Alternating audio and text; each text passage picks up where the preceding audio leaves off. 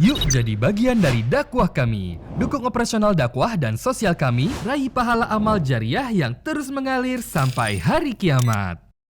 Assalamualaikum warahmatullahi wabarakatuh. Alhamdulillah, selalu saja lisan kita memuji dan memuja Allah atas segala nikmat yang dilimpahkan kepada kita. Termasuk Allah subhanahu wa ta'ala yang memberikan kita umur pada hari ini, sehingga kita masih bisa menambah kantong-kantong amal soleh kita dengan segala macam aktivitas, baik yang Allah wajibkan ataupun sunnah. Minimal sekali adalah yang dimubahkan. Dan kita harusnya juga menyibukkan diri dengan amal-amal soleh tersebut sehingga kita jauh dari segala macam pelanggaran yang merupakan konsekuensi dari rasa syukur kepada Allah subhanahu wa ta'ala. Selanjutnya kita panjatkan salam hormat kita kepada utusan Allah Nabi besar Muhammad sallallahu alaihi wa ala alihi wa sahbihi wasallam, sebagaimana Allah telah memerintahkan kita untuk mengucapkan salam hormat tersebut. Baik, melanjutkan pada buku kita ibu-ibu sekalian yang ditulis oleh Abdul Latif bin Hajiz Al-Ghamidi, 100 ide praktek atau praktis mendidik keluarga menjadi saleh. Setelah panjang lebar kita membaca tentang kata-kata mutiara dari penulis, kemudian juga muqaddimah atau pendahuluan, serta juga pondasi dasar daripada pendidikan yang diharapkan bisa membentuk keluarga yang baik, keluarga yang soleh dan soleha, maka kita akan masuk ke 100 ide untuk mendidik keluarga. Jadi sekarang sudah mulai masuk poin-poin 1 sampai poin yang ke-100. Kita akan baca ibu-ibu sekalian di halaman 25 ya. 100 ide untuk mendidik keluarga. Kata penulis, penting untuk diketahui. Penting untuk diketahui, ini adalah 100 ide untuk mendidik keluarga yang saya gali dari alam nyata dan saya ambil dari orang-orang yang pernah mencobanya. Dari sini kita garis bawahi dulu, berarti penulis menyampaikan tentang pengalamannya dan hasil penelitian lapangan. Dan ini adalah sebuah data yang paling valid. Ya. Jadi kalau kita tidak asing, kalau memang pernah kuliah misalnya, ada skripsi, ada tesis, ada disertasi, semua itu umumnya diadakan penelitian lapangan. Itu tujuannya agar kita mendapatkan data yang valid. Dan ada contohnya. Contohnya itu adalah contoh kasus dari misalnya kalau ekonomi di perusahaan ini dan perusahaan itu, atau contoh kasus misalnya di satu rumah tangga di satu negara atau di satu kota ini dan kota itu misalnya. Nah semua ini ya itu adalah data valid yang memang sangat baik untuk digunakan sebagai landasan ya. Nah, itu yang dikatakan oleh penulis sini. Jadi 100 ide yang akan kita baca ke depannya. Kita akan mulai dari ide yang pertamanya. Itu adalah memang beliau gali dari alam nyata dan diambil dari orang-orang yang pernah mencobanya. Dan berhasil tentunya ya. Lalu dia mengatakan selanjutnya, saya menyuguhkannya kepada Anda, silakan Anda mengambil apa yang Anda sanggup. Artinya dari 100 poin ini bukan berarti semuanya juga orang harus maksimal. Tapi saya coba untuk memberikan poin-poin ini yang dirasa sanggup untuk dijalankan silahkan. Atau yang sudah pernah dijalankan tinggal disempurnakan. Menerima apa yang menurut Anda bermanfaat, apa yang sesuai dengan sarana yang memungkinkan pada Anda. Nah ini juga penting ya. Bagi seorang guru, dia menyampaikan kepada siapapun muridnya untuk tidak membebankan mereka di atas kemampuannya. Jadi bisa bertahap dalam mencapai sebuah level tertentu dari ilmu pengetahuan itu. Apa yang selaras dengan kecenderungan keluarga Anda dan apa yang seiring dengan tabiat hidup dan kemampuan Anda atau mereka. Maka mohonlah pertolongan kepada Allah dan jangan merasa tidak mampu. Artinya setelah nanti dibaca pun poin demi poin, maka jangan merasa oh kayaknya saya nggak bisa.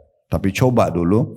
Dan itu coba dipilih yang sesuai dengan kondisi dan keadaan kita tergantung skala prioritasnya. Tergantung skala prioritasnya. Baik, beliau membagi 100 ide ini di beberapa judul induk. Di beberapa judul induk ya. Kalau kita lihat di daftar isi, kita kembali ke daftar isi, bisa dilihat di awal-awal dulu ya. Di lembaran kertas ketiga. dari awal buku kita ini ada daftar isinya. Di situ kita lihat 100 ide ini itu dibagi menjadi 4 atau dibawa 4 induk judul. Ya.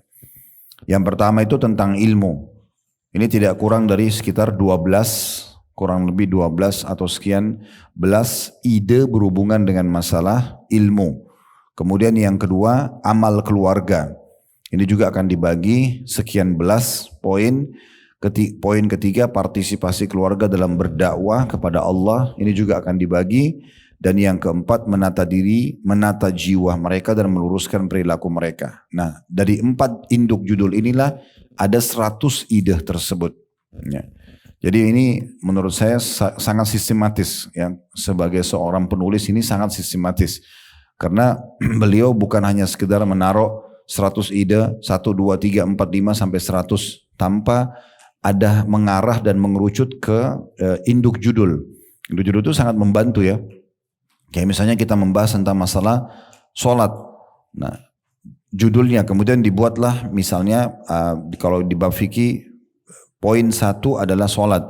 Kemudian di bawahnya ada bab-bab lagi. A tentang wudu, B tentang syarat-syarat dan kewajiban sholat, C tentang waktu sholat, D tentang azan, iqamah, seterusnya. Ini nanti akan membuat pembaca itu lebih mengerucut dan lebih tertata rapi ya dalam menerima ilmu tersebut. Nah ini kurang lebih gambaran positif dari cara atau metode yang digunakan oleh penulis.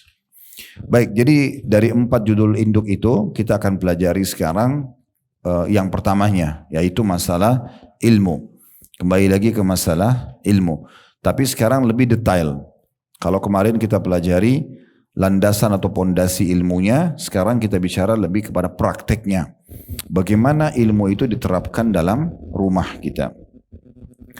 Beliau mulai dengan firman Allah Subhanahu wa taala dalam surah Al-Mujadilah ayat 11 sebagai motivasi awal agar kita bisa menerima kalau ilmu itu adalah poin pertama yang harus kita pikirkan dan harus kita jadikan sebagai skala prioritas dalam keluarga kita agar bisa menjadi keluarga yang saleh atau keluarga yang baik. Bunyinya firman Allah SWT surah Al-Mujadilah ayat 11, yarfa'illahu alladhina amanu minkum walladhina utul ilma darajat. Allah akan mengangkat derajat orang-orang yang beriman di antara kalian dan orang-orang yang diberi ilmu beberapa derajat. Jadi kalau ada yang bertanya, kenapa harus ilmu Ustaz? Kenapa bukan misalnya kebebasan berfikir? Kenapa bukan begini dan begitu misalnya ya? Dalam membentuk keluarga yang baik. Nah nanti akan disebutkan alasannya adalah ayat ini. Karena Allah Subhanahu wa taala memang akan memuliakan secara khusus, mengangkat derajat di dunia dan di akhirat bagi orang-orang yang beriman dan menuntut ilmu. Dan ilmu di sini adalah ilmu agama. Belajar seperti ibu-ibu duduk seperti sekarang mendengarkan, itulah yang dimaksudkan. Ya, poin pertama berhubungan dengan ya pondasi yang perlu difahami dalam membentuk keluarga yang baik. Kemudian mulailah terinci sekarang. Kira-kira dalam masalah ilmu di rumah ini apa yang harus kita lakukan? Penulis mulai berbagi. Yang pertama, mengadakan kajian harian atau minimal mingguan dengan keluarga. Materinya patut diragamkan, divariasikan. Terkadang sirah, terkadang fikih, terkadang akidah, terkadang adab dan budi pekerti, dan terkadang keutamaan dan sifat-sifat mulia. Kajian ini mendidik kedisiplinan keluarga dalam urusan waktu dan tempat, menambah ilmu mereka, meluruskan amal perbuatan mereka, menguatkan hubungan sebagian dari mereka dengan sebagian lainnya, menambah kepercayaan mereka kepada pemimpin mereka. Waktu yang bisa dipilih adalah sesudah subuh di hari libur atau sesudah asar di hari Jumat. Baik, kita bahas dulu poin pertama ini. Poin pertama ini saran penulis ya, dan ini sangat ideal kalau bisa dilakukan. Harus ada kajian. Kajian ini bisa kalau sang suami memang atau sang ayah ini punya kapasitas waktu ilmu yang cukup, maka dia duduk untuk membedah buku misalnya. membacakan kepada istrinya, kepada anak-anaknya, atau siapa saja anggota yang ada di rumah. Kemudian dibedahlah kajian tersebut, diberikan pemahaman sebagaimana layaknya pengajian umumnya. Atau kalau tidak, maka mereka sepakat kalau ada kajian yang bisa diikutin keluarga tersebut. Ya, saya menemukan misalnya cukup banyak di kajian-kajian kami juga, seperti kalau di Blok M hari Rabu malam itu biasanya memang mereka datang keluarga, suami istri, ada yang bawa anak-anaknya. Mereka memang luangin waktu. Ya mungkin kebetulan karena kajian kami itu seminggu sekali, sepekan sekali, tapi bisa saja keluarga ini kalau sudah merasa ketagihan dengan ilmu, biasanya mereka akan menghadiri juga majelis-majelis ilmu yang lain. Tapi dijadikan sebagai program keluarga. Nah itu yang paling penting, ada program keluarga untuk kajian. Kalau bisa harian sangat ideal. Kalau nggak bisa harian, maka minimal beliau mengatakan adalah sepekan sekali, ya, atau seminggu sekali, itu minimal. Karena memang pondasi keimanan, kita kan kalau sudah punya iman, itu ibu-ibu sekalian, kita bisa berubah total. Dari orang bodoh menjadi pintar, orang penakut jadi pemberani, orang yang pelit jadi dermawan, itu karena ilmu. Ya. Maaf, itu karena iman. Dan iman itu tidak bisa datang tanpa ilmu. Tidak mungkin ada iman tanpa ilmu. Jadi kalau orang mengkhayal tuh, kalau misalnya tiba-tiba mau jadi orang soleh atau soleha tanpa pernah duduk di majelis ilmu, nggak mungkin. Makanya Nabi SAW menjadikan itulah pondasi awalnya mendatangkan keimanan. Di kota Madinah beliau mengkhususkan pada saat membangun masjid beliau dan rumah beliau, maka beliau lowongkan di belakang masjidnya itu ada satu tempat namanya Suffa. Ya, kalau pernah masuk di Raudhah, kalau sekarang itu begitu kita masuk di pintu Raudhah, maka di bagian belakang rumah Nabi ada kotak di situ. Ruangan cukup besar, kapasitasnya sekitar untuk 300 orang. Ya. Itu Nabi SAW khususkan untuk para penuntut ilmu. Beliau betul-betul memang peduli sekali dengan masalah ini. Dan beliau sangat gembira kalau kedatangan ada kaum muslimin yang ingin belajar. Setiap kali mereka datang, ya Rasulullah saya ingin belajar. Ada yang mengatakan saya tidak punya kemampuan misalnya. Maka Nabi SAW tanggung semuanya. Ya, Nabi SAW tanggung tempat tinggal mereka, mereka boleh nginap situ, makan minumnya ditanggung. Dan mereka adalah orang-orang yang paling dekat dengan Nabi SAW karena tetangga dengan Nabi langsung. Dalam masjid tapi bagian belakang dan tetangga rumah Nabi SAW. Dan seringkali Ashabus Suffa ini atau orang-orang yang ada di Suffa itulah orang yang ditemuin langsung oleh Nabi SAW di saat wahyu turun pertama kali. Karena mereka orang yang selalu standby di situ. Ya mirip kalau kita pesantren sekarang ya. Dan mereka standby, mereka tidak kerja apa-apa. Apalagi umumnya yang ada di Ashabus Suffa sekitar 300 orang sahabat itu orang-orang miskin. Jadi mereka tidak punya aktivitas di luar masjid ataupun tempat mereka yang sudah disiapkan oleh Nabi SAW. Sekaligus itu menjadi ajang kesempatan bagi sahabat-sahabat yang kaya untuk meraih pahala dari mereka. Jadi cukup banyak sahabat yang mengirim makanan, mengirim pakaian itu kepada Ashabus Suffa ini. Dan Nabi SAW sangat gembira. Setiap ada yang datang menuntut ilmu, beliau mengatakan marhaban bi talabatil ilm. Selamat datang para penuntut ilmu. Beliau selalu saja menyambut dengan sangat gembira. Di masa Nabi SAW, tingkatan-tingkatan penuntut ilmu berbeda-beda. Ya, tingkatan yang paling tinggi levelnya itu adalah yang memang mereka selalu tiap hari hanya menghabiskan belajar dari Nabi.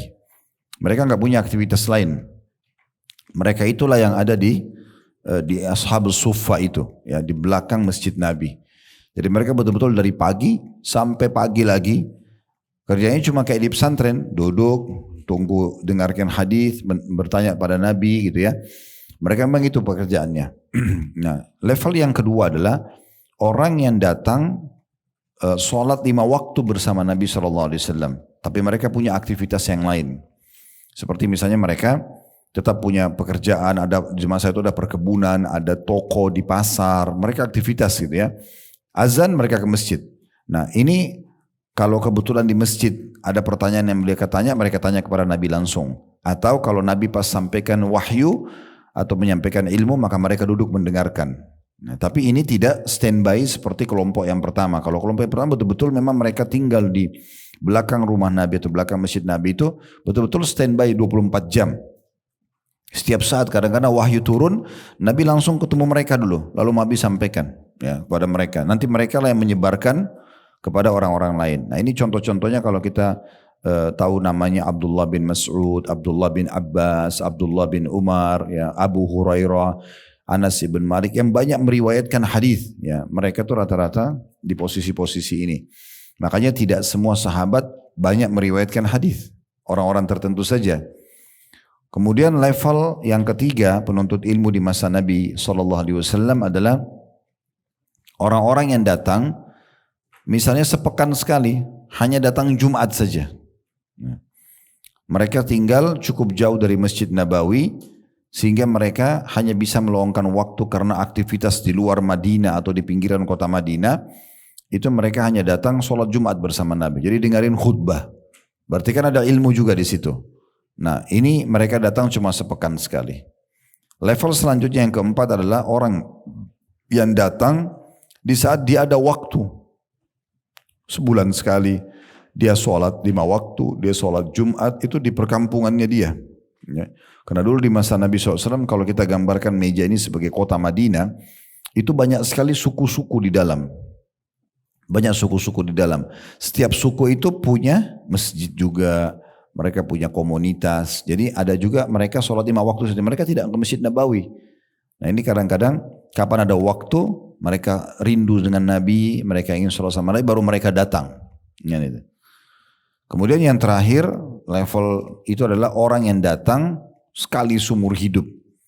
Ada sebagian sahabat di masa itu mereka datang, mereka masuk Islam, lalu kemudian mereka belajar dengan Nabi, lalu mereka pulang ke kaumnya. Ya, kalau pernah dengar namanya Abi Dzar radhiyallahu anhu, sahabat Nabi ini Abi Dzar Al-Ghifari, beliau masuk Islam di Mekah di tangan Nabi SAW, kemudian beliau pulang ke kaumnya. Langsung pulang ke kaumnya, nggak ketemu sama Nabi kecuali setelah sekian tahun. Nah, tapi semua ini intinya mereka belajar ya. Tinggal ibu menyesuaikan kira-kira seperti apa. Tapi usahakan jangan lewat waktu-waktu kehidupan kita yang tidak menghadiri kajian ya. Dan alhamdulillah ini sering kami sampaikan, kalau mau mengikuti sekarang dengan di masa kita ini sangat mudah ya. Ideal sekali karena media itu sangat mudah. Saya sarankan ibu-ibu download ceramah-ceramah di medsos kami itu, yang penting sudah melalui proses edit tentunya dan kami sudah angkat di media, silakan diambil, di-download, taruh di flash disk, dicolok di mobilnya misalnya. Jadi setiap saat bisa selalu mendengar ya, dan bisa continue. Apalagi memang kurikulum yang kami buat di media kami itu, terutama di playlist YouTube, itu adalah kurikulum kuliah sebenarnya. Membedah buku. Kayak buku ini, kita kan sudah berapa kali di kajian ini selesai buku ya. Habis buku 1 kita ganti lagi buku yang kedua, buku yang ketiga. Sebenarnya itu kajiannya lengkap, sudah ada. Itu tinggal di download. Jadi setiap kali starter mobil atau ibu naik ke mobil, maka tinggal mendengarkan lanjutannya. Mungkin juga subhanallah bisa jadi penyebab hidayahnya supir, hidayahnya anak-anak, siapa saja tamu yang sedang ada di mobil gitu ya. Saya pernah diundang tablik akbar di Bali, kebetulan kepala panitianya seorang bapak yang sudah berumur gitu ya. Begitu dia starter mobil, subhanallah langsung ada ceramah saya. Bukan karena ceramah saya sebenarnya, cuma memang dia anaknya rupanya downloadkan di flash disk, kemudian dicolok di mobilnya, di medianya, kemudian setiap nyala nyambung ya. Dan ternyata itu karena continue. Jadi misalnya dia cuma turun ke supermarket, dia turun ke masjid sholat, dia naik lagi, nyambung lagi ceramah itu. Jadi kayak nyambung dia dalam keseharian. Itu kan sangat baik, ya, sangat positif. Jadi mau nggak mau karena sering diulangi, maka akan banyak manfaatnya. Dan itu bisa di sini beliau mengatakan ragamkan, variasikan, ya. Terkadang sirah nabawi, terkadang masalah fikih, terkadang masalah akidah, terkadang masalah adab. Dan alhamdulillah dengan izin Allah SWT di playlist YouTube kami mendekati sekarang angka 50 kajian buku. Jadi bisa ibu download gratis, bisa belajar gitu kan. Misalnya dengan suami atau dengan anak-anak di rumah. Saya pernah kasih saran 1 jam sebelum tidur bisa dilowongin untuk mendengar kajian tersebut. Dan dikurikulumkan misalnya hari Senin belajar akidah. Kita ada bedah buku namanya Minhajul Muslim. Kurang lebih hampir 1000 lembar, itu sudah dibedah semua kecuali bab warisan. Kemudian itu belajar akidah misalnya. Terus di situ juga sebenarnya di Minhajul Muslim ini, kalau ibu mau fokus itu sudah sangat bagus sebenarnya, karena dia ada bab akidah, ada bab adab, ada bab akhlak, ada bab fikih muamalah dan bab fikih ibadah dan fikih muamalah. Sebenarnya Minhaj Muslim itu satu buku sudah mewakili hampir semuanya ya. Makanya saya bahasakan itu adalah kamus Islam. Dengan izin Allah kita sudah membedah semuanya bab di situ. Kurang lebih 805, dia hampir 1000 lembar ya. Tapi kita sudah bahas hampir 900 lembar. Sudah ada di YouTube, tinggal ditonton saja. Nah di kurikulum kan misalnya hari Senin dengar masalah akidah Minhajul Muslim. Hari Selasa mau dengar masalah fikih pun bisa lagi di Minhajul Muslim tapi di bab fikihnya. Kita ada fikih ibadah dan fikih muamalah. Kemudian hari Rabunya mau dengar tentang masalah adab dan tata krama misalnya budi pekerti, bab akhlak itu juga ada di Minhajul Muslim. Bab adab juga ada. Jadi ini sudah cukup bagus ya. Itu baru dari kami, belum dari teman-teman asatidah yang lain. Hafidhahumullah. Semoga Allah SWT mudahkan untuk itu tentunya. Jadi memang kajian ini penting. Dan saya kemarin kedatangan seorang ustadz. Saya tidak usah sebut nama beliau. Salah satu juga yang Masya Allah aktif di media ya. Tiba-tiba minta waktu. Anda mau ke Jakarta Ustadz, mau ketemu gitu. Baik silakan. Terus dia ingin membawa anaknya. Anaknya masih kecil. Kalau saya ingat anaknya itu mungkin 5 tahunan, ya, mungkin maksimal 5 tahun mungkin. Saya tidak sempat tanya umurnya. Rupanya anak ini dia bilang, anak ingin bawa anak-anak Ustaz. Oh iya, fadhal silakan saya bilang. Dia bilang perlu sebagai informasi anak ini waktu dia sudah mulai kenal handphone, ya, itu daripada dia sibuk dengan hal-hal yang mungkin bisa membuat dia jauh dari agama, udah kita alihkan aja dia ke ceramah. Dan secara kebetulan ceramah antum yang dinonton. Jadi anak itu sudah berulang-ulang mendengar kajian sirah nabawi kami. Kata ayahnya sampai dia hafal nama-namanya, dia hafal tempat-tempatnya, tahunnya. Itu sangat luar biasa gitu. Jadi kan manfaat yang sangat besar yang mungkin kita ini belajar sudah di umur-umur kita sekarang. Mereka sudah bisa kuasai di umur masih kecil. Jadi jangan selalu menganggap anak kecil selalu aja kartun. Selalu aja dikenal di alamnya. Enggak. Biarkan mereka belajar ilmu. Imam Syafi'i, Imam Ahmad, Imam Malik, Imam Madhab itu mereka justru hafal Quran di umur 10 tahun, 9 tahun, 12 tahun. Mereka itu memang sudah kalau ditanya masalah hukum di umur-umurnya sudah pada tahu, sudah pada faham. Karena memang itu yang menjadi pola di dalam rumah yang dididik oleh orang tua mereka. Jadi ini yang perlu kita garis bawahi. Sehingga jangan terus-menerus kita mewariskan kepada anak-anak kelalaian-kelalaian yang membuat sudah cukup kita dulu lah, gitu kan. Kira-kira apa manfaatnya mereka nonton Tom and Jerry misalnya? Gak ada kecuali hanya sekedar hiburan, tapi itu pun buruk sekali. Buruknya karena pasti berantem terus. Dari awal sampai akhir isinya berantem. Dan uniknya berantem itu tidak mati-mati kan gitu. Kepalanya dipukul, jatuh dari tangga, kena strum. Mungkin kita orang dewasa akan berpikir, oh itu kan kartun. Tapi anak-anak kita belum tentu. Kan gitu. Sebuah tontonan misalnya ada adegan ciuman di situ. Kita mungkin orang dewasa kadang-kadang juga terpengaruh kalau kita memang nonton. Dan kalau misalnya kita pun berakal kita mengatakan itu tradisi mereka. Tapi kalau anak-anak kita beda. Mereka akan berpikir saya kalau besar saya harus seperti itu. Ya, anak kecil dan kemudian berpikir dia juga harus punya teman lawan jenis. Dia juga harus menciumnya seperti itu misalnya. Dan ini kan jadi masalah. Ya. Dan jangan selalu dianggap remeh terus. Biarkan mereka faham apa yang Allah perintahkan di masa kecil mereka. Demikian pula apa yang Allah haramkan. Ya. Sehingga betul-betul mereka bisa terdidik dari sisi agama walaupun mereka masih sangat kecil. Ya. Dan saya sudah bilang poin penting. Kita harus pahami kalau apa yang terjadi pada kita dulu hal-hal yang kurang ya. Misalnya kita belum bisa mengaji kecuali umur 20 atau 30 tahun. Mungkin tajwidnya sudah mulai bagus mungkin di umur 30 tahun, 40 tahun misalnya. Jangan anak-anak kita hari yang sama gitu. Ya sudahlah ibu juga begitu kok dulu. Enggak. Tutupi kekurangan kita justru dengan memperbaiki anak-anak tersebut. Ya. Itu poin penting yang harus kita garis bawahi di sini. Baik itu. Kurang lebih poin pertama dari 100 ide ini bagaimana menghidupkan kajian harian minimal pekanan, variasikan dan sudah kami banyak tadi kasih ide-ide Selain kita bisa kajian sendiri dengan keluarga atau kita keluar ke kajian bersama keluarga menjadikannya sebagai hiburan keluarga. Tidak selamanya harus masuk ke mall atau tempat main anak-anak. Bukan tidak boleh ya. Tetapi jadikan kajian itu adalah salah satu program hidup mereka. Sehingga mereka merasa hiburannya adalah kajian.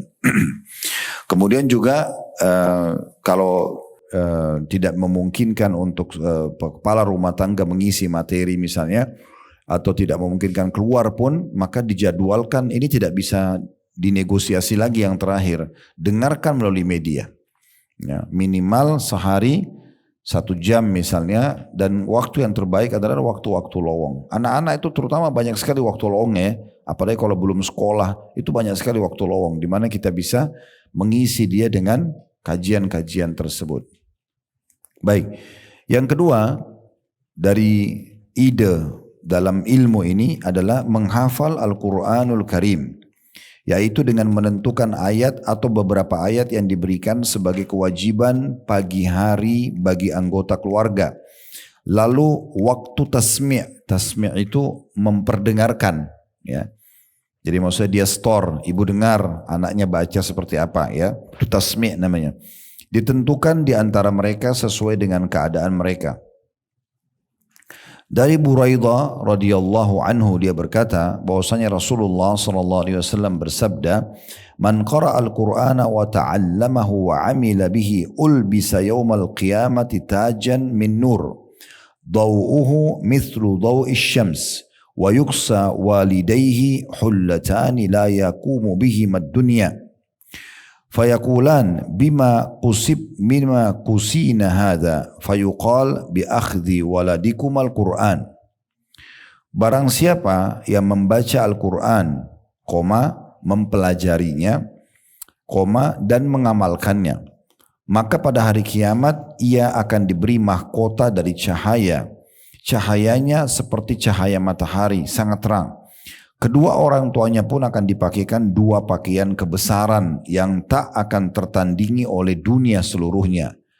Kedua orang tuanya akan berkata, apa yang menyebabkan kami diberikan pakaian seindah dan semewah ini?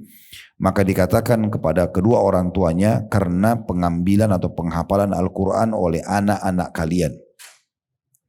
Ada footnote nomor 13 di bawah, diriwayatkan oleh Al-Hakim dalam kitab Mustadraknya, jilid 1 halaman 568, dan beliau mengatakan ini adalah hadis yang sahih berdasarkan syarat Muslim, dan keduanya maksudnya Bukhari Muslim tidak meriwayatkannya.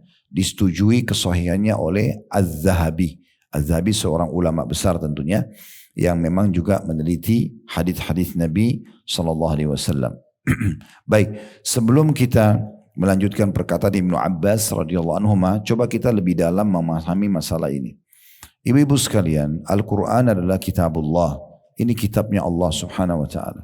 Jangan dianggap sesuatu yang berlalu begitu saja. Oh Al-Quran, oh iya sudah. Atau kita dengarkan tilawah, kita mengatakan oh ini sudah cukup. Tidak, Al-Quran itu banyak sekali hal yang harus kita kuasai.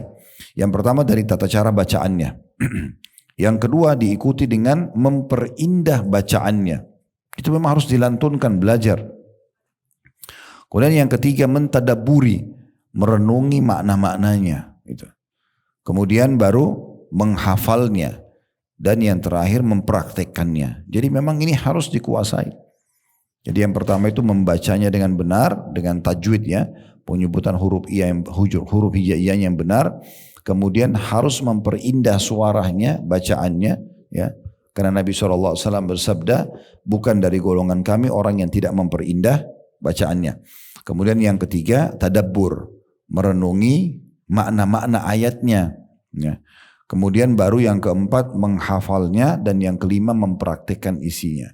Jadi bukan cuma lewat begitu saja. Ibu silakan muhasabah diri sendiri. Berapa kali ibu berinteraksi dengan Quran dalam sehari? Lupakan dulu masalah bacaan dalam sholat. Di luar sholat kita bicara. Kalau ibu mengatakan kan dalam sholat saya baca Ustaz, itu nggak cukup. Di luar sholat sudah nggak luangin waktu untuk membaca Al-Quran.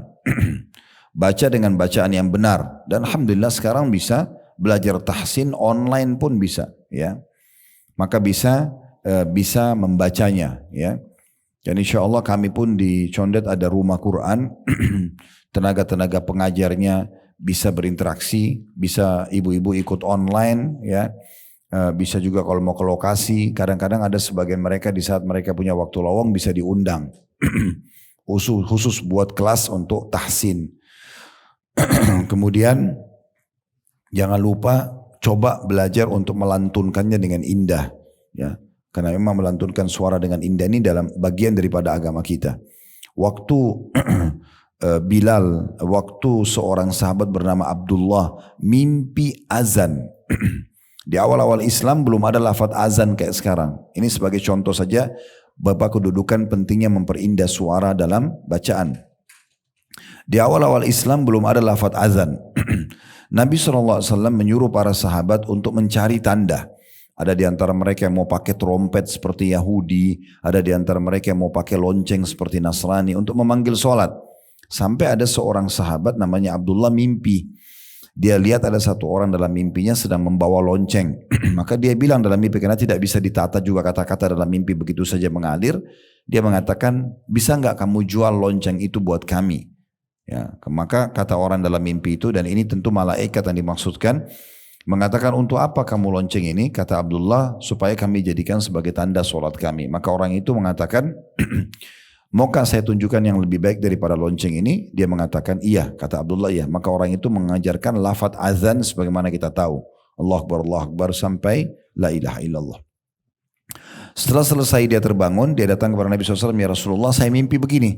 Kata Nabi SAW, mimpi yang sangat baik. Lalu apa kata Nabi? Ajarkan lafaz yang kau dengarkan dalam mimpimu kepada Bilal. Kenapa? Karena Bilal lebih indah suaranya dari kamu. Padahal yang mimpi Abdullah. Kenapa bukan Abdullah yang jadi muazzin? Karena memang orang memanggil orang sholat harus suaranya indah. Supaya orang tertarik. Ada sebagian muazzin karena indahnya suaranya kita jadi tertarik untuk mendengar, untuk sholat. Karena begitu. Nah begitu juga dengan bacaan Quran. Karena kata Nabi SAW, tidak ada diizinkan aku untuk memperindah suara sebagaimana diizinkannya memperindah suara pada saat membaca Al-Quran. Jadi terus saja kita belajar untuk lantunkan ya. Sebagian orang sayangnya cuma sibuk memperindah suaranya di lagu-lagu ya. Padahal sebenarnya yang dibutuhkan itu adalah membaca Al-Quran. Caranya sederhana. Coba dengarkan korek-korek dunia. Ya, kalau mau paling gampang imam-imam Masjid Haram, Imam Masjid Nabawi. Ya, sekarang banyak aplikasi suara-suara mereka bisa didengar. Kita kalau tinggal ketik YouTube saja tentang Imam Haram akan keluar banyak. Dr. Yasir Dosari, Dr. Abdullah Juhani, ya Syekh Abdurrahman Sudais, ya banyak yang lain-lain itu semua bisa kita dengarkan. Dan pilih mulai dari surah tertentu aja. Misalnya ibu pengen surah Maryam aja misalnya. Atau yang ibu hafal lah dari juz 30. Jangan baca sendiri gitu kan. Tapi coba dengar bagaimana mereka melantunkan. Ya, bagaimana metode mereka tinggi, rendahnya gitu kan. Itu penting sekali. Walaupun sebenarnya ini sangat berpengaruh juga dalam memahami makna ayat ya. Karena sebagian imam-imam haram itu mereka kadang-kadang meninggikan suaranya di saat disebutkan tentang azabnya Allah, tentang umat-umat yang Allah binasakan sebelumnya, itu supaya lebih menyentuh. Biasanya kalau Ramadan begitu ya.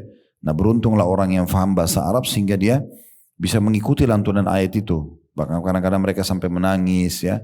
Dan kalau misalnya ada tentang rahmat Allah Subhanahu wa taala, mereka malah membuat suara mereka lebih cenderung kepada merenungan atau kesedihan ya, supaya mereka itu betul-betul merasa ini sebuah nikmat yang harusnya disyukuri dan sedemikian rupa lah. Nah ini contohnya ya. Jadi yang pertama itu betul-betul bacanya benar sesuai dengan tajwid dan jangan ditunda-tunda. Mulai sekarang harus terus memperbaiki bacaan tersebut. Kemudian yang kedua adalah bagaimana memperindah suara tersebut. Tujuannya bukan riya. Untuk kita baca sendiri. Kan itu. Kemudian yang ketiga baru tadabbur. Nah tadabbur ini kita memilih beberapa ayat Al-Quran dalam sehari. Khusus untuk ibu dengar dan baca terjemahannya. Ya, dan saya selalu sarankan, ini saran saya, semoga saja bisa seluruh masyarakat kita tahu yang dari kalangan muslimin. Jadi kalau dengar tilawah Al-Quran, usahakan selalu ada terjemahannya. Itu sangat besar efeknya. Ya. Walaupun cuma 10 ayat, 5 ayat yang didengar, tapi dengan terjemahan kita lebih tersentuh. Oh ternyata ini pesan Allah gitu ya. Kemudian baru kita masuk ke hafalan. Nah jadwalkan hafalan itu. Dijadwalkan. Masa sekian tahun hidup itu terus inna ataina wal asr terus gitu kan. Tabat tiada, tidak ada tambahan sama sekali. Jadwalkan supaya bertambah. Bertambah, anggaplah dalam sehari bertambah 2 ayat saja. Masa nggak bisa tambah 2 ayat, 3 ayat dalam sehari gitu kan? Dicicil dan mulai saja dari surah-surah yang paling kita suka. Anggaplah juz 30 dulu jadi target misalnya. Habiskan juz 30 itu ada berapa surah, ditambah terus hafalannya. Dan caranya supaya tidak lupa diulang-ulangin. Dipakai dalam sholat sunnah, dipakai dalam sholat wajib. Lagi di mobil, ulangin hafalannya gitu kan. Dengarin lagi kembali para ulama-ulama dan para qari bagaimana bacaannya mereka. Jadi memang peduli dengan Al-Quran itu penting. Menganggap ini sesuatu yang penting karena ini pedoman hidup setiap muslim. Baru kemudian dipraktikkan isinya, hukum-hukumnya. Nah hukum-hukumnya biasa dengan kelas ya seperti ini pengajian sehingga kita menyampaikan atau seorang ustadz atau guru menyampaikan Allah berfirman begini Bapak Ibu sekalian ini loh artinya ini ilmu yang harus diambil atau hikmahnya maka kita jadi belajar. Intinya sebenarnya bagaimana kita menjadikan ini sebagai program wajib buat diri kita sendiri. Ingat 5 hal tadi ya, belajar dengan benar bacaannya, perindah suaranya, tadabburi, renungi arti-artinya, kemudian menghafal dan mempraktekkan. Dan ini jadikan program. Keluarkan biaya buat anak-anak. Kalau memang butuh guru untuk datang, kalau kita bisa mengajar sendiri bagus ya. Nah, ini penting sekali karena memang Al-Quran butuh dipedulikan. Salah satu yang kita dapatkan sebagai orang tua, perhatikan tadi hadis yang kita sudah baca. Saya ulangi lagi terjemahannya.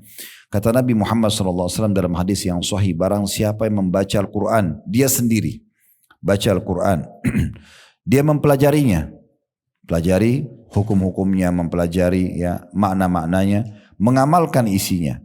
Maka pada hari kiamat akan diberi mahkota dari cahaya yang cahayanya seperti cahaya matahari. Dia ini si pembaca Al-Quran, mempelajari dan menghafalnya ini, dia akan dapat mahkota yang sangat terang, mengeluarkan cahaya seperti cahaya matahari. Lalu kemudian kedua orang tuanya, dan ini termasuk kata ulama salah satu pintu bakti kita kepada orang tua, yaitu bagaimana kita menghadiahkan untuk mereka yang terbaik di akhirat nanti sana. Di dunia mungkin semua orang bisa lakukan, kayak kasih makanan, kasih pakaian, jenguk kalau sakit, bantu kalau butuh apa, itu semua orang bisa lakukan. Kan? Tapi yang sulit orang lakukan adalah bagaimana dia meninggikan derajat orang tuanya di akhirat nanti. Itu cukup banyak ya. Dengan justru kita banyak beramal soleh, nanti amal soleh itu juga akan dipanen oleh orang tua kita pahalanya. Dan termasuk juga dengan Al-Quran ini. Karena nanti hari kiamat orang tua kita kalau kita mempelajari Al-Quran tadi ya, memperindah suaranya, mentadaburi makna-maknanya, menghafal dan mempraktikkan, maka kedua orang tua kita akan diberikan pakaian di sini dikatakan ya. Dan kedua orang tuanya dipakaikan 2 pakaian kebesaran. Maksudnya dianggap 2 pakaian itu adalah bagian atas dan bawah tubuh yang tak tertandingi oleh semua kekayaan dunia. Jadi pakaiannya itu sangat indah sekali hari kiamat dikasih. Orang-orang semua menyaksikan kedua orang tua kita hanya karena kita mempelajari Al-Quran tersebut. Lalu kedua orang tuanya akan mengatakan, apa yang menyebabkan kami diberi pakaian ini? Bukan mereka tidak terima, tapi mereka justru karena terkagum-kagum. Ini pakaian luar biasa nih. Dari mana kami dapatkan? Lalu ingat jawabannya di sini. Kata Nabi SAW, dikatakan kepada kedua orang tua itu karena pengambilan dalam kurung penghafalan Al-Quran oleh anak kalian. Jadi kalau kita sendiri belum sempat, orang tua kita belum sempat, maka jangan sia-siakan anak-anak gitu kan. Anak-anak harus untuk belajar agama lebih dalam lagi. Jadi bukan opsional itu untuk masukkan anak-anak kita ke sekolah agama ya. Pesantren itu bukan opsional atau Islamic boarding school itu bukan opsional. Itu satu kewajiban yang untuk menyelamatkan masa depannya dia dan menyelamatkan diri kita. Selain ilmu agama, ibu-ibu sekalian bisa kursus. Ilmu agama nggak bisa kursus, nggak bisa kursus. Ya, nggak bisa kita pesantren kilat 1 minggu lalu faham semua agama, nggak bisa. Tapi semua yang lain bisa. Apa saja kita ingin bisa kursus. 2-3 bulan bisa selesai agama nggak bisa. Ibu belajar seperti ini pun bertahun-tahun. Setiap hari masih belum habis ilmu agama itu. Kami dulu waktu belajar di Madinah, dari SMP belajar agama, SMA belajar sampai S1. Saya sempat berpikir, oh apa sudah cukup ya ilmu agama ini. Ternyata setelah turun di medan lapangan dakwah, malah seperti tidak punya ilmu sama sekali. Masih terus harus baca buku, harus dengarin lagi ceramah-ceramah para ulama, murajaah, menyusun materi. Jadi nggak bisa kita menganggap ilmu agama itu bisa dengan spontanitas, hanya kursus sekali atau pengajian sebulan sekali, pengajian seminggu sekali cukup. Itu nggak bakal cukup. Nggak bakal cukup ya. Jadi teman-teman sekalian, berikanlah kemuliaan untuk diri kita dengan anak-anak kita dididik dengan baik dan mulai dengan Al-Quran. Selanjutnya dinukil perkataan Ibnu Abbas radhiyallahu anhuma, tufiya Rasulullah sallallahu alaihi wasallam wa ana ibnu 10 sinin wa qad qara'tul muhkam. Rasulullah sallallahu alaihi wasallam wafat saat umurku 10 tahun. Abdullah bin Abbas termasuk sahabat yang paling banyak meriwayatkan hadis ya. Beliau menceritakan, waktu Nabi meninggal saya masih 10 tahun. Dan di saat itu aku sudah menghafal surah-surah Al-Mufassal. Ya, maksudnya surah-surah yang panjang dalam Al-Quran. Jadi di saat 10 tahun. Dikatakan saat berkendaraan bersama bisa dimanfaatkan untuk tasmi' atau mendengar setoran hafalannya anak-anak. Dan murajaah atau mengulangi hafalan tadi. Dengan mendengar tilawah di mobil ya, serta tahsin tilawah, memperbaiki bacaan, mendengar ayat-ayat dari para qari dan syekh. Jadi sering mendengarkan, tapi saya sudah bilang tadi kalau ibu mau dengar atau ibu download atau didengar di handphone misalnya di media, usahakan yang ada terjemahannya ya. Itu sangat baik sekali kalau misalnya ibu dengar aja surah Naba, surah Abasa, surah Al-Mursalat, ya, surah apalah dalam Al-Quran ya, Al-Mujadilah, An-Nahl, An-Naml, banyak 114 surah. Ibu dengar fokus ke satu surah, ulang-ulangin aja. Oh ini ayatnya, ini terjemahnya, ini ayatnya, ini terjemahnya. Anggaplah misalnya 3 hari ini ibu hanya dengarkan surah Maryam saja. Misal. Gak ada masalah, bagus. Dengarin ayatnya. Kalau perlu kita setiap dia dengarin qari yang membaca satu ayat, kita stopkan dulu. Kita coba baca seperti mirip bacaan dia. Kemudian dengarkan terjemahannya. Pindah ayat kedua. Nah, kemudian baca lagi, ikutin, lalu lihat terjemahannya. Begitu terus, itu namanya tadabbur. Ya. Tidak tergesa-gesa. Oh mau habisin langsung surah Maryam dalam 15 menit selesai. Itu bukan seperti itu. Ya. Itu kalau orang, bedain orang kalau mengulangi hafalan dengan tadabbur itu beda ya. Kalau mengulangi hafalan biar ibu lagi tidak ikutin terjemahannya nggak apa-apa. Tapi kalau mau tadabbur nggak bisa. Kita harus betul-betul ayat demi ayat. Ayat tersebut dengan terjemahannya, ayat tersebut dengan hukum-hukumnya. Nah itu baru dia maksimal. Nah, jadi di poin nomor 2 ini jangan luput ya. Al-Quranul Karim. Buat diri kita sama anak-anak. Sayang sekali kalau pengajian seperti ini kita selesai. Oh iya ya tadi Ustadz bahas tentang itu. Udah selesai. Berlalu begitu saja. Ini sayang sekali. Ya, ibu meluangkan waktu datang di sini bukan hanya untuk datang meramaikan majelis, sayang. Tapi bagaimana ibu datang mengambil pelajaran, dan saya sudah sering bahasakan. Kalau kita belajar seperti ini, berarti kita bicara sekarang ke depan. Kita nggak bicara masa lalu. Ya, kalau yang lalu-lalu ibu masih menganggap dirinya lalai, itu saatnya sekarang kita dari pengajian ke depan. Jadi kalau kita bahas tentang jujur misalnya, di masa lalu pernah ada bohong, kita tidak bahas masa lalunya. Berarti teguran sekarang datang kepada kita dan penyampaian, nah ini sekarang ke depan. Nah, mulai sekarang kita mulai jujur kan gitu. Nah, sama ini, mulai sekarang kita berinteraksi dengan ilmu, majelis ilmu tadi, kajian harian, kita sudah mulai interaksi dengan Al-Quran dan yang berhubungan semua dengan masalah Al-Quran. Ini penting sekali untuk digarisbawahi. Kita akan masuk di poin yang ketiga dan kita tutup dengan ini ya. Setelah ini kalau ada pertanyaan silahkan. Yaitu menghafal hadis-hadis Rasulullah SAW dengan dipilihkan hadis-hadis yang sesuai dengan mereka dan kebutuhan mereka. Jadi sekarang sudah cukup banyak buku-buku yang diterbitin. Saya lihat cukup banyak buku-buku itu ya. Isinya cuma hadis-hadis. Kalau untuk anak-anak itu bahkan dengan warna-warna di alam anak-anak. Cukup besar tulisannya, kemudian dengan terjemahnya. Saya coba pernah praktekin sama anak-anak. Saya buka kemudian saya coba, ayo kita hafal hadis ya. Saya pernah coba praktekin sekali aja. Kemudian saya coba bacain hadisnya, ayo hafal ya. Apalagi kalau kita hubungkan antara hafalan dengan hadiah setelahnya. Boleh saja. Nanti kalau siapa namanya si A hafal hadis ini atau surah ini, nanti apa yang dia minta kasih. Kalau mau minta apa saja, selalu hubungkan dengan setoran hafalan atau setoran hadis. Minta apa saja, ya. Usahakan dihubungkan dengan itu. Jadi kalau misalnya minta beli es krim, minta beli ini, minta beli itu, selalu oke. Tapi kita baca surah ini dulu ya, baca hadis ini dulu ya, gitu ya. Dan itu sangat bagus. Dan usahakan dalam mendidik ini, kata Syekh Utsaimin rahimahullah, akan sangat sempurna pendidikan orang tua pada anaknya berhubungan dengan agama kalau dia jelaskan dengan dalilnya. Jadi misalnya, nak ini nggak boleh ya, haram. Walaupun ibu tidak hafal, ibu buka misalnya ini loh, ada hadisnya begini bunyinya. Coba aja baca dalam bahasa Arab, lalu baca terjemahannya. Itu penting sekali. Mungkin bagi kita akan persentase efek daripada bacaan tersebut dengan dia akan beda. Bagi kita mungkin biasa saja, tapi bagi dia itu besar sekali efeknya. Karena dengan mengulang-ulangi lafaz tersebut maka akan membuat dia menghafalnya nanti ke depannya. Itu sangat bagus ya.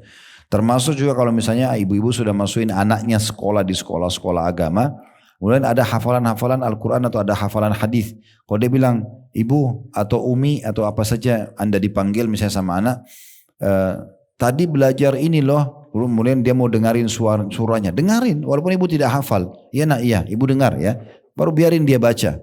Itu satu motivasi yang luar biasa. Jangan ibu bilang, ya sudahlah nak, ibu lagi ada aktivitas.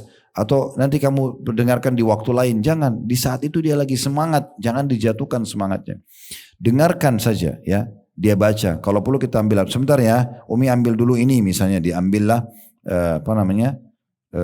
Al-Qur'annya atau mungkin aplikasi Al-Qur'an di handphone, lalu kita dengarin bacaannya walaupun kita tidak hafal. Jadi ada dukungan yang besar dari orang tua untuk mendengarkan, gitu kan? Atau misalnya dia sampaikan ada hadis tadi disampaikan begini di sekolah, gitu kan? Kemudian kita dengarin apa yang dia sampaikan. Itu termasuk juga membantu ya jiwa mereka, gitu ya. Baik. Jadi saya ulangi lagi di poin ketiga, menghafal hadis-hadis Rasulullah SAW dengan dipilihkan hadis-hadis yang sesuai dengan mereka dan kebutuhan mereka. Jangan anggap remeh tentang hadis makan tangan kanan, ya minum tangan kanan, ya kemudian larangan untuk minum dan makan berdiri, misalnya ya tidak boleh bernafas dalam makanan. Itu ada hadis sendiri tuh, cukup banyak, sudah cukup banyak. Ada saya lihat kemarin juga masuk ke toko kami di Condet itu ada yang masukin buku, itu buku hafalan hadis berseri 1, 2, 3, 4, 5 sampai banyak, ya. Jadi kayak seperti kita bisa kurikulumkan buat anak-anak, itu sangat bagus. Dikatakan oleh beliau di sini, caranya hadis ditulis di secari kertas, dikopi sesuai dengan jumlah keluarga yang mampu menghafal, lalu dibagikan kepada mereka untuk dihafal dan akan disimak di waktu tertentu yang disepakati. Ya, di sini tentu teman-teman sekalian yang dimaksud oleh beliau ditulis ini mungkin metode ini salah satu metode, tapi bisa kita pakai sesuai dengan yang beliau sarankan tadi awalnya. Masing-masing bisa pakai metode. Kalau tadi yang saya sarankan justru sudah beli aja buku yang sudah jadi. Ya. Cukup banyak buku, maka kita mulai membaca, anak-anak belajar, kita pun belajar. Dan ingat selalu ya, usahakan setiap permintaan mereka, setiap hari ada permintaan, hubungkan dengan setoran hafalan, ya, atau bacaan ayat Al-Quran atau hadis Nabi SAW. Itu penting sekali. Bayangkan ini prestasi luar biasa kalau ibu bisa lakukan.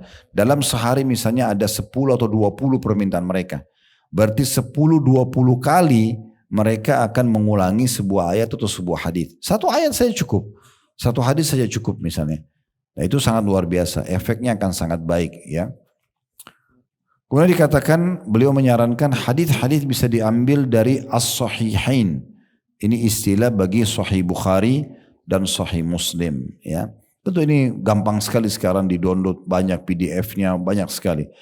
Arba'in An-Nawawiyah. Ini Imam Nawawi rahimahullah susun buku judulnya Hadis 40. Ini sangat masyhur. Di pengajian juga cukup banyak dibedah ya. Kemudian Riyadus Shalihin. Ini juga sudah, kalau Riyadus Shalihin ini sudah kita bedah ya di YouTube. Sudah sampai halaman 500-an kalau nggak salah. Itu setiap Rabu kajian ya. Kemudian ada Sahih Al-Kalim At-Tayyib, ya. Ini tentang beberapa susunan hadis tentang perkataan-perkataan yang baik, isi hadis untuk motivasi berhubungan dengan masalah akhlak. Kemudian ada Sahih At-Targhib Tarhib. Nah, kalau Sahih At-Targhib Tarhib sudah kita bedah setiap hari Jumat, ya. Sekarang kalau nggak salah kita sudah masuk di jilid nomor 3, ya, dari 6 jilid kitab. Nah, satu jilidnya itu ada banyak ratusan hadis, ya. Ini ada 6 jilid. Kemudian ada Sahihul Jami'. Ini bukunya Syekh Albani. Beliau mengeluarkan hadis-hadis yang sahih saja dan dinamakan Sahihul Jami'. Dianjurkan, kata beliau, untuk mengaitkan sebagian kajian dengan yang lainnya. Misalnya menafsirkan ayat yang dihafalkan dan syarah hadis dalam kajian mingguan.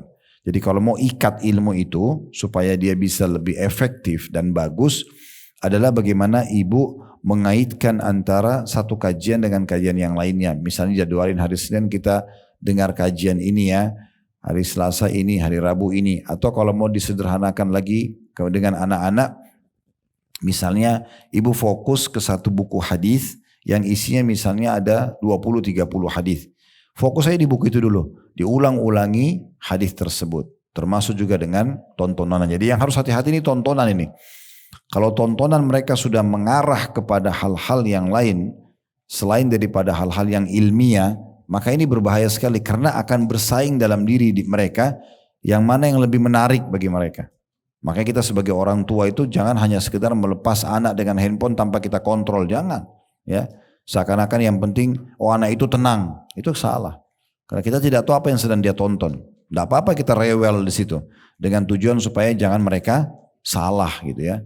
Itu penting sekali untuk digarisbawahi, ya. Jadi jangan sampai kita salah dalam masalah-masalah seperti ini. Baik, ini mungkin yang kita bahas dulu. Dia di poin tentang ilmu ini kalau tidak salah ada sekitar 12, ya, atau lebih, maaf. Baik, ada 24 poin berhubungan dengan masalah ilmu, ya.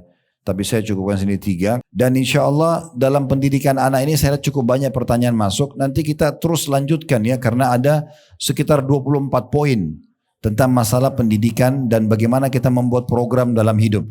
Bisa ibu baca buku yang sudah kita miliki ini, dibaca sampai poin 24 silakan. Nanti pada saat kajian kita, itu adalah tambahan-tambahan penjelasan dari kami dan contoh-contoh di lapangan tentunya dari pengalaman-pengalaman hidup. Allahu a'lam. Kalau ada benar dari Allah, kalau ada salah dari saya, mohon dimaafkan. Subhanakallahumma bihamdika, asyhadu an la ilaha illa anta astaghfiruka wa atubu ilaik. Wassalamualaikum warahmatullahi wabarakatuh.